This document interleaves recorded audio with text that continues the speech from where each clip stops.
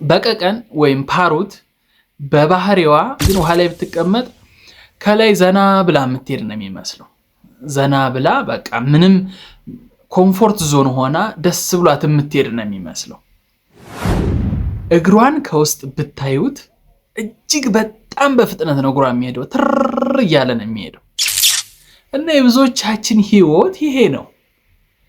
በውጪ ስንታይ አምሮብን ለብሰን ቆንጆ ሆነን ስንወጣ ብዙ ሀስሎች፣ ብዙ ችግሮች በውስጣችን የምናስባቸው ብዙ ያልተፈቱ እንቆቅልሾች እንዳሉን ሰው አይረዳ።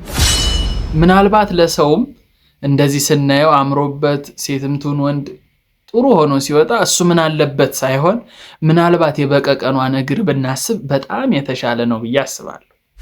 ስለዚህ አንድ ሰው አምሮበት ስለወጣ ለብሶ ስለወጣ ቆንጆ ሆኖ ስለወጣ ያ ሰው ምንም ጭንቀት የለበትም፣ ምንም ሐሳብ የለበትም ማለት አይቻልም። በቀቀን ከውጪ ዘና ብላ ነው የምትሄደው፣ ደስ ብሏት የምትሄድ ነው የሚመስለው፣ ኮምፎርት ዞን የሆነች ነው የሚመስለው። ግን በእግሯ እጅግ በጣም ብዙ ስቃይ ያሳልፈች ትር ላለመስመጥ። እኛም ኑሮ እንዳያሸንፈን ብዙ ችግሮችን አልፈን ወደ ውጪ እየወጣን ብዙ ሰዎች ጀጅ እያደረጉን አንተ ምን አለብህ የሚባል ብዙ ሰው አለ። ስለዚህ ሁላችንም ከመፍረድ ወተን ምናልባት የበቀቀኗን እግር ማሰብ ሳይጠበቅብን አይቀርም። ይሄ ለህይወታችሁ ትልቅ ትምህርት ይሆናል ብዬ ስላሰብኩ ነው። ሁሉም የራሱ ሸክም አለበት። ሁሉም የራሱ ጭንቀት ሐሳብ አለበት።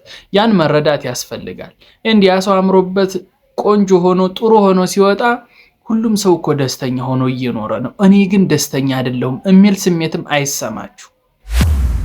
which is ልብሱ የደበቀው ብዙ ችግሮች፣ ብዙ ሐሳቦች፣ ብዙ ጭንቀቶች በውስጡ ስላሉ በዚህ ጊዜ ሁሉም ሰው እንደዛ እየኖረ ነው። ምናልባት ራሳችሁን ዝቅ እንዳታደርጉ ራሳችሁንም ከፍ እንዳታደርጉ ብዬ ስላሰብኩ ነው። ቁም ነገር ብቻ ከፈለጋችሁ እዚህ ዩቲዩብ ቻናል ላይ ትመጣላችሁ። ሁሌም አዳዲስ ቪዲዮዎች ይኖራሉ። ሰብስክራይብ ሳታደርጉ እንዳትወጡ። በቀጣይ በአዲስ የቁም ነገር ቪዲዮ መለሳለሁ። ቴንክ ዩ